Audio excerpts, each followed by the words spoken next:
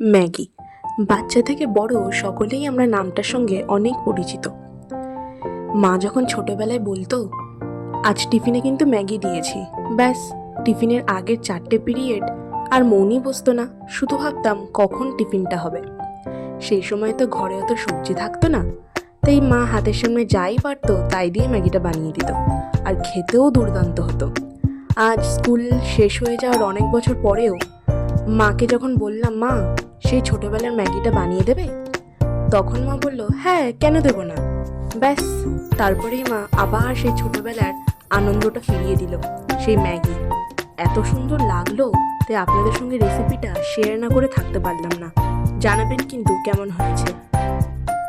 ভিডিওটি ভালো লাগলে অবশ্যই একটি লাইক করে দেবেন, এবং আপনারা কে কোথা থেকে ভিডিওটি দেখছেন অবশ্যই জানাবেন, এবং নিজেদের নামটাও বলে দেবেন।